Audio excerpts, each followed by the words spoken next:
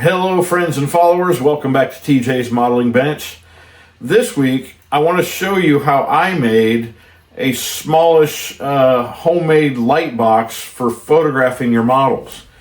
And I've seen some on Amazon that range anywhere from about $20 all the way up to $100 plus. So for me, I had most of this stuff lying around the house already, so yeah, maybe it would have cost me a little more than $20 for sure, but because I had the stuff on hand, it really didn't cost me much at all. But take a look. I think you can do this or something very similar to it. Hopefully it'll give you some ideas. What I've got here is various sections of PVC plumbing pipe. This is all 3/4 inch Schedule 40 stuff. Some elbows, 90-degree elbows, and some T-fittings.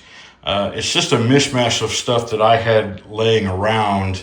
I used to use the PVC and the fittings quite a bit when I was building RC airplanes to create stands and racks to hold either wings or fuselages or the whole airplane at one time. And I had a flatbed pickup. I still have my minivan, and I could easily, arrange things in those vehicles and not worry about the airplane sliding around. But I don't do the RC airplane stuff anymore, and I had all this stuff laying around, and it's useful for other things around the house too. You can make all kinds of neat stuff with PVC and the fittings. Anyhow, so we've got our PVC, we've got a roll of parchment paper, 2 sheets of poster board that I've already cut to the size that we're going to use, and I'll show you that as we go along. All right, I also have here, this is a PVC cutting tool. It's not necessary. You can cut PVC with a hacksaw if that's all you've got. We've got scissors here to cut the poster board, which we've already done. Pencil, obviously, for marking that poster board, and then a yardstick to measure whatever we needed, scissors to cut, and then these clamps. You'll see how that works in here at the end. And the clamps like this are optional. You could make it more permanent if you wanted to by, maybe using zip ties. I have a punch. I could punch the holes in our cardboard and attach it to our framework a little more permanently. I don't want to do that, but it's an option. Packing tape, you could use that as well if you wanted to. Like I said, those are a little bit more permanent, semi-permanent options. This is all going to be able to be broken down easily and put into a smaller space when not using it. So none of these fittings are glued into place. If you want to, you can also glue those into place. But as they are, they're a pretty good friction fit, and I don't think you need to worry about it too much. And I didn't have enough of the 90-degree elbows, so I used some T-fittings in some areas, and in some cases, like here, the T-fitting is only there to add more length to pieces. So this is how we're going to do this. Sorry. So this is going to be on our bottom, and this one as well. All right, and then we're going to go. How are we going to go?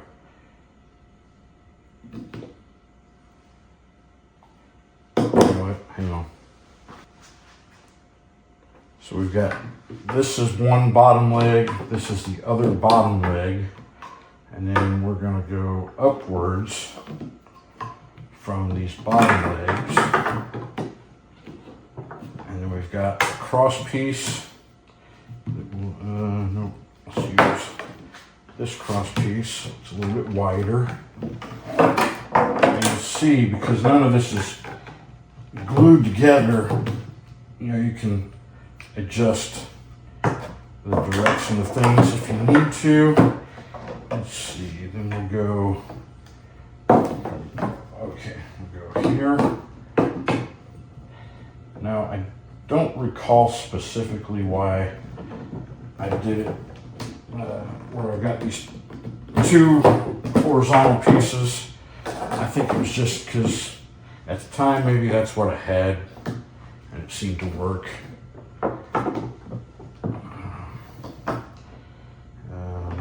then let's do, what am I missing?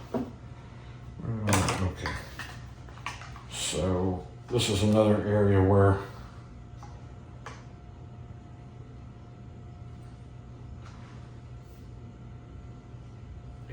okay.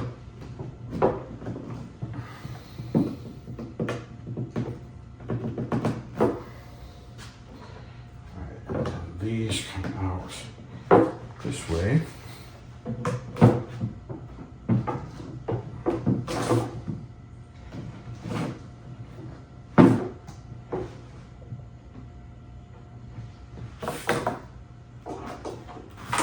Alright, so there's the basic framework. And now our poster board. So this piece is cut to fit in between. Alright. And this gives you that infinity curve at the bottom so you don't see a line at the back. Right? And there's a few ways of doing this. We can clamp this here on the other side and clamp it on the other side. Well, maybe.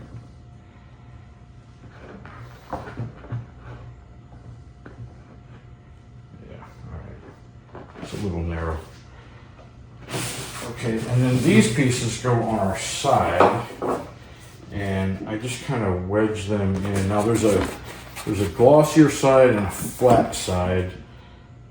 I'm using the glossier side in this case. And we're also going to clamp these in.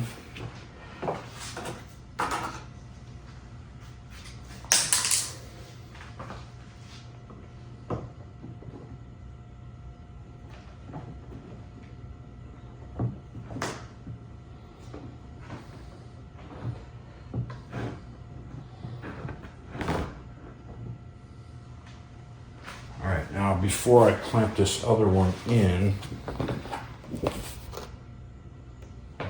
position first, we're going to use our parchment paper as a diffuser. So we can slip this on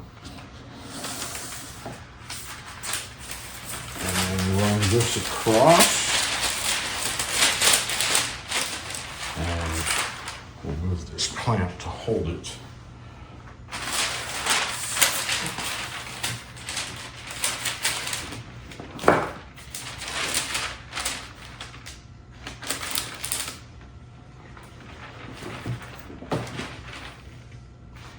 All right, and there you go.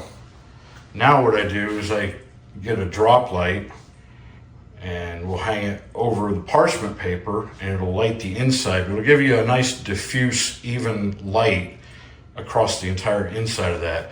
And the closer you can get that drop light to the parchment, the better all-around light that you'll get inside the light box. So give me a second to hook up a light and I'll show you what it looks like with the light on.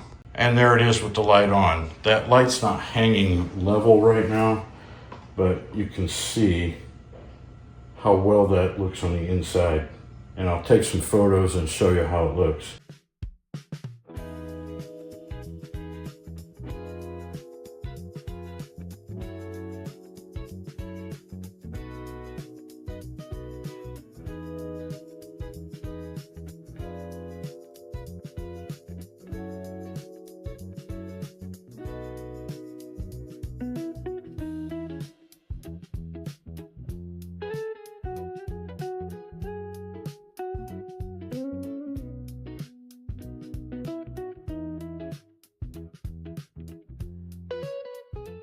And that's it. It can be just that easy.